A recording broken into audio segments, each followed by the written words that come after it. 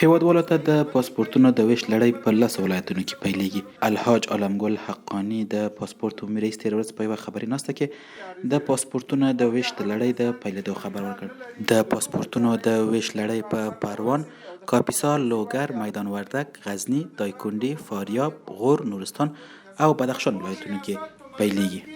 په دغه خبري ناسته کې د پاسپورت رئیس وویل اوس هر څوک کولی شي خپل پاسپورتونه د اړونده ولایت څخه ترلاسه کړي، او که په هغه ولایت کې د پاسپورتونو د ویش مرکزونه نه وو، دوی کولی شي د ګاونډي ولایت څخه خپل پاسپورتونه ترلاسه کړي.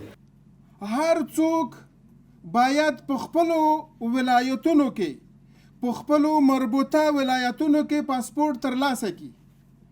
هر هغه څوک چې د ولایاتو مربوطي کچیرته په مرکز کې پاسپورت ریاست په کار پیل وکړو، د ولایاتو مربوط کسانو ته دلته پاسپورت نه اجرا کیږي. هر هغه څوک چې د کوم ولایت مربوط وي هغه د په خپلو مربوطه ولایاتو کې پاسپورتونه ترلاسه کړي. همجوار ولایتونه چې د پاسپورت ریاست فعالیت نه دی پکې شروع شوی، هغوی د په خپلو همجوار ولایاتو کې پاسپورتونه ترلاسه کړي. په دغه خبري ناسته کې ښاغلي حقانی د پاسپورت په ریاست کې په شفافیت خبرې وکړې او د 80 تنو کمیشنکارانو د نیولو په اړه هم خبري ناستې ته معلومات ورکړل.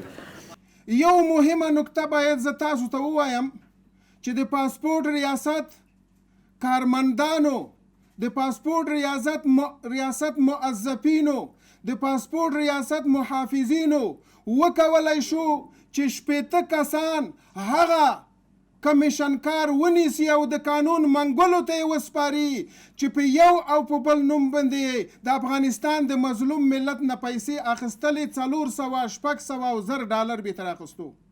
د پاسپورت عمومي رئیس همداراز د نوي وسایلو د راوړلو خبر هم ورکړ او نوي وسایل یې د پاسپورتونو د ویش په لړۍ کې مهم وبلل.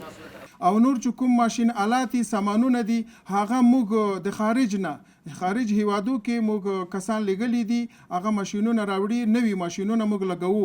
موږ غواړو چې د پاسپورت ریاست داسې غني کو چې 120 کاله بیا هیڅ یو ماشین او هیڅ تخنیکی سامان ته ضرورت ونه لري. ښاغلي حقانی په کابل کې د پاسپورتونو د ویش په هکله وویل د دې هیڅ نشي ویلی، کیدای شي په یوه ورځ کې حل شي، کیدای شي یوه هفته ونیسي او د دقیق ځکه دا تخنیکی کار دی نو د تخنیکی کار معلومات نه کیږي، خو چې هر کله فعال شو ستاسو په مخ کې بیا موږ اعلان کوو.